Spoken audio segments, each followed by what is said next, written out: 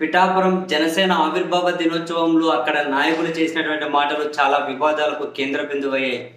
మరీ ముఖ్యంగా ఎన్నికలకు ముందు అండ్ ఎన్నికలు వచ్చి వీళ్ళ అధికారంలో ఒకరు ఉప ముఖ్యమంత్రి, మరొకరు ఎమ్మెల్సీ అయిన సందర్భంలో, ఎమ్మెల్సీ మినిస్టర్ కాబోతున్న సందర్భంలో వీళ్ళ ప్రవర్తన ఏ విధంగా ఉంది అనే దాని మీద నెట్టింటి అయితే తీవ్ర విమర్శలు గుప్పిస్తూ ఉన్నారు.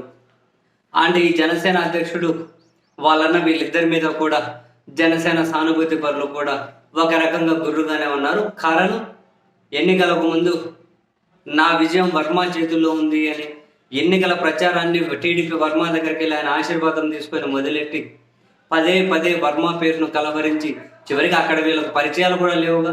అందరి నాయకులను పరిచయం చేసింది కూడా వర్మని, ఎన్నికలు లీడ్ చేసింది కూడా వర్మని.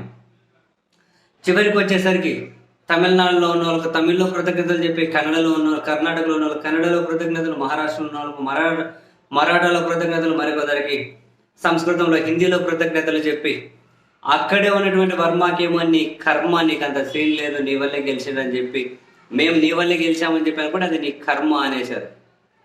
దీని మీద నెట్టింట పెద్ద ఎత్తున విమర్శలు వినిపిస్తూ ఉన్నాయి. సాక్షాత్తు మెగా కంపౌండ్కి దగ్గరి మనిషిగా ముద్రపడి జనసేన అధ్యక్షుడు అంటే ఆయనకు ఒక భక్తుడు అని చెప్పి వేదికల మీద పదే పదే చెప్పుకునే బండ్ల గణేష్ గారు కూడా వాళ్ళ పేర్లు ప్రస్తావించకుండానే ఒక మనిషిగా కృతజ్ఞత చూపకపోతే ఒక మనిషి పోయినట్లే లెక్క అన్నట్టు చాలా మంచి ట్వీట్ చేశారు బండ్ల గణేష్ గారు కూడా. అందరికీ అర్థమవుతుంది ఇదే కాంటెక్స్లో చేశారని, పేర్లే మెన్షన్ చేయాల్సిన అవసరం లేదు. ఆయన కూడా బండ్ల గణేష్ గారు ఏమంటారు అంటే, ఒక మనిషి జీవితంలో కృతజ్ఞత లేకుండా బ్రతకడం అంటే మనిషిగా నాశనం అయిపోవడమే. కృతజ్ఞత లేకుండా బ్రతకడం అంటే మనిషిగా నాశనం అయిపోవడమే. ద్వేషంతో బ్రతకడం అంటే మనుష్యత్వాన్ని కోల్పోవడమే. ఒక మనిషి జీవితంలో కృతజ్ఞత ఎంత ముఖ్యమో, ద్రోహం ఎంత ప్రమాదకరమో కొన్ని తెలియజేస్తాయి. ఎవరైనా కూడా కృతజ్ఞతతో బ్రతకాలి మనిషి అనబడే వాళ్ళు. కృతజ్ఞత లేకుంటే మనిషి జన్మే వేస్ట్ అన్నట్టు బండ్ల గణేష్ గారు అయితే ఒక ట్వీట్ చేశారు. ట్వీట్ ఇంతే ఉన్నా అందరికీ తెలుసు ఏ కాంటెక్స్లో చేశారు అని.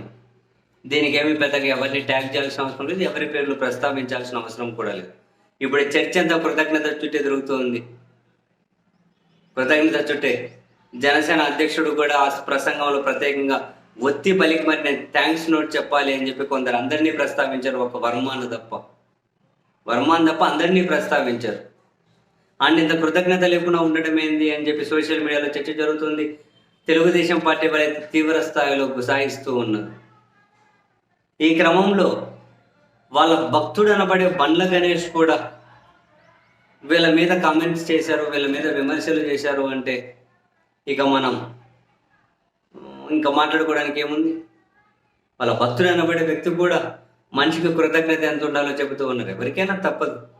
అరే మన ఆయనలో చిన్నప్పుడు ఎన్నోసార్లు చెప్పేవాళ్ళు, ఒక పూట ఒక దగ్గర అన్నం తింటా అంటే ఒక ముద్ద ఎవరైనా కనుక అన్నం పెట్టారు అంటే వాళ్ళని జీవితాంతం గుర్తు పెట్టుకోవాలి అని.